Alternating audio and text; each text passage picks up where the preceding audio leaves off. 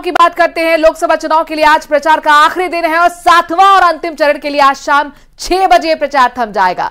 1 जून को 7 राज्यों और 1 केंद्र शासित प्रदेश के 57 लोकसभा सीटों पर मतदान होगा।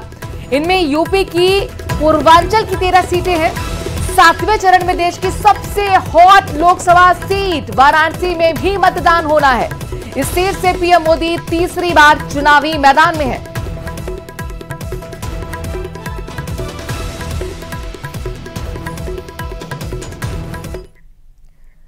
तो चुनाव के आखिरी चरण का समय आ गया है। 7वें चरण में पूर्वांचल में आने वाली यूपी और बिहार की 17 सीटों पर चुनाव होना है।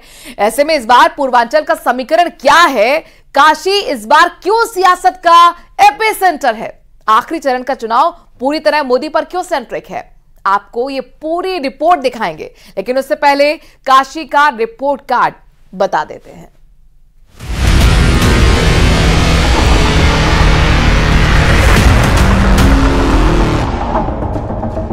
बार एनडीए सरकार 400 पार। बीजेपी को अब मुझे लग रहा है 150 तक जाएंगे।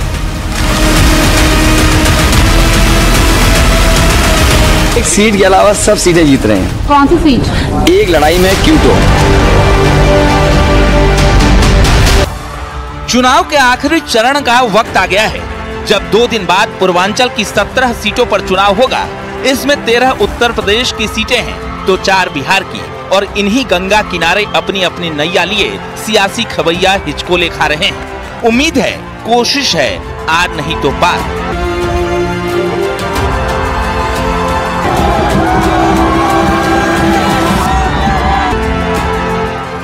पूर्वांचल में इस बार क्या समीकरण है? काशी इस बार क्यों सियासत का एपिसेंटर है? आखिरी चरण का चुनाव पूरी तरह मोदी पर क्यों सेंट्रिक है? पूरी बात बताएंगे, लेकिन उससे पहले ये जान लीजिए कहां किस सीट पर सियासी तापमान हाई है।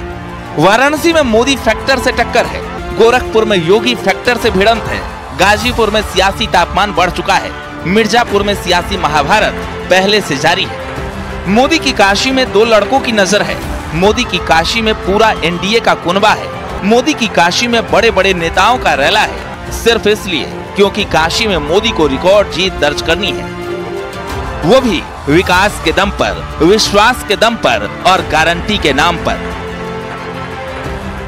हर ओर, उत्तर, दक्षिण, पूरब, पश्चिम, जहां कहीं भी आप जाएंगे तो आपको एक ही नारा सुनाई देगा, एक ही स्वर आपको सुनाई देगा।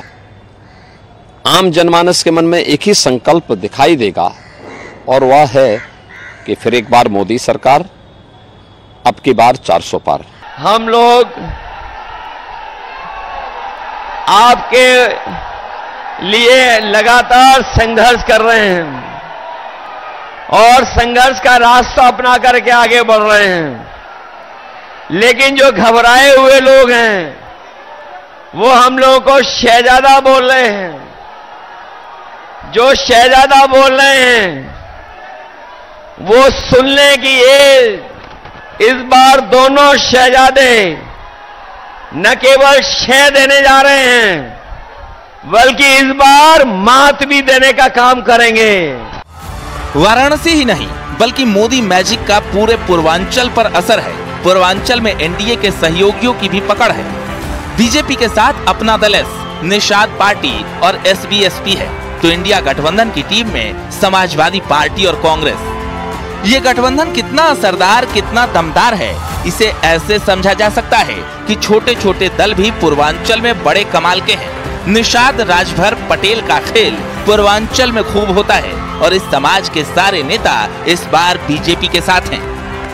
भारतीय जनता पार्टी किसी चक्रव्यूह में नहीं फंसा है विपक्ष, क्योंकि भाजपा जाति के आधार पर नहीं, विकास के आधार पर, सुशासन के आधार पर, गरीब कल्याण के आधार पर, महिला सशक्तिकरण के आधार पर, किसानों के उत्थान के आधार पर, नौजवानों के उज्जवल भविष्य के आधार पर चुनाव लड़ भी रही है, चुनाव जीत भी रही है।